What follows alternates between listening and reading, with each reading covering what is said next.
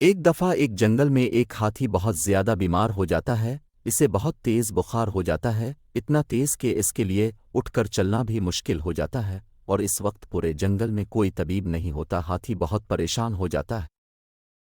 अलबत्ता कुछ अरसे पहले एक बंदर जंगल का तबीब था। उसका एक शरारती बेटा था जो हमेशा शरारतें करता रहता। तबीब उसे बहुत कहता है कि मुझसे काम सीख लो, मेरा कोई पता नहीं मैं कब मर जाऊं, चलू इस बहाने हमारा पेशा तो जिंदा रहेगा। लेकिन शरारती बंदर एक कान से सुनता और दूसरे से निकाल देता। बूढ़ा बंदा अपने बेटे की वजह से बहुत परेशान रहता था।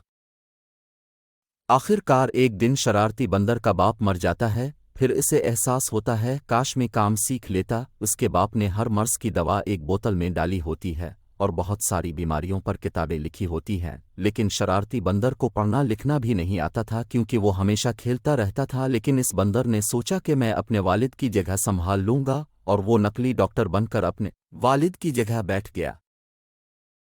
एक दिन एक हिरन अपने बच्चे को साथ लेकर अपनी दवा लेने के लिए बंदर के पास गई और बंदर से कहा मेरी टांगों में बहुत दर्द होती है। बंदर ने कहा तुम्हारी टांगें कौन सी जिनमें दर्द होती है? हिरन ने कहा मुझे दवा दे दो। बंदर ने हिरन को लाल बोतल वाली दवा खिलाई और देखते ही देखते कुछ देर में हिरन ठीक हो गई और उसने बंदर का शुक्रिया अदा किया। बंदर बहुत हैरान हुआ और बहुत खुश भी। फिर अगले रोज एक गधा बंदर के पास आया और कहा मेरे कान में बहुत दर्द होती है। तो बंदर ने कहा कभी साफ भी कर लिया करो। गधे ने कहा तबीब साहिब झुकते ना मारे, मुझे दवा दें, बहुत तकलीफ है।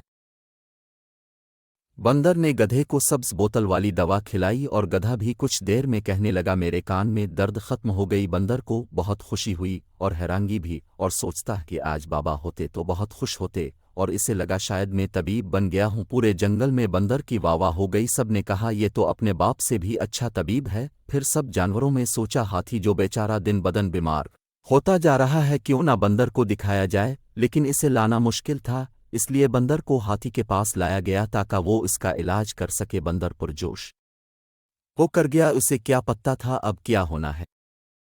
अगले दिन बंदर हाथी के पास गया और उसने देखा कि हाथी को बहुत तेज बुखार है। इसने सबसे कहा फिक्र मत करें, हाथी ठीक हो जाएगा। बंदर ने नीली डिब्बी बोतल वाली दवा हाथी को खिलाई। वो दवा खाते हैं हाथी को कब्ज हो गई, जिसकी वजह से हाथी और ज्यादा परेशान हो गया। जानवरों ने कहा बंदर हाथी तो और बीमार हो गया है। बंदर ने कहा अब फिक्र मत करे। बंदर ने बहाना बनाया कि दरअसल दवा एक दफ़ा अपना पूरा असर दिखाएगी, फिर हाथी को राहत मिलेगी। लेकिन हाथी को कोई राहत ना मिली। अगले दिन बंदर फिर गया और हाथी को पीली बोतल वाली दवा खिलाई। इसे खाते ही हाथी को दौरे पड़ने लगे और हाथी की हालत बहुत ज़्यादा ख़राब हो गई। सब जानवर है बंदर पर बढ़ करने लगे तुमने क्या कर दिया। फिर बंदर की टांग कांपने लगी। फिर उसने डरते हुए हाथी को गुलाबी बोतल वाली दवा खुला दी। उसे नहीं पता था कि ये जहर है और हाथी वही कुछ देर बाद मर गया। बंदर ने कहा देखा हाथी सो गया है, अब वो ठीक हो जाएगा। एक खरगोश हाथी के पास गया। इसने देखा हाथी के सांसें नहीं चल रही। इसने कहा हाथी तो मर गया, तुमने इसे जहर दे दिया। बंदर की टांगें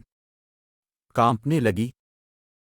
बंदर ने डरते हुए कहा दरअसल हाथी ज्यादा बीमार था, इसलिए इस पर कोई दवा असर नहीं की। मैं बेबस हूं, मैं कुछ नहीं कर सकता था। जानवरों ने बंदर को पकड़ लिया और बहुत मारा और आखिरकार इसे जंगल से निकाल दिया। फिर सब जानवरों ने मिलकर हाथी को दफन कर दिया। इस कहानी से हमें ये सबक मिला कि एक दो दफ़ा किसी नकली तबीब की दवा से फ़र्क पड़ने का किसी नकली तबीब का दवा से फ़र्क पड़ने का मतलब ये नहीं कि वो तबीब असली है। लिहाजा अच्छी तरह देखकर दवा का इस्तेमाल करें, नहीं पता कब आपका सामना भी इस बंदर जैसे डॉक्टर से हो जाए जिसने सिर्फ कुछ रंग बरंगी गोलियां हर मर्ज की दवा के लिए रखी हों। अगर आपको हमारी ये वीडियो अच्छी लगी हो तो उसे लाइक ज़रूर कीजिएगा और हमारे चैनल को सब्सक्राइब करें ताकि हमारी हर वीडियो आप तक आसानी से पहुंच सके। शुक्रिया।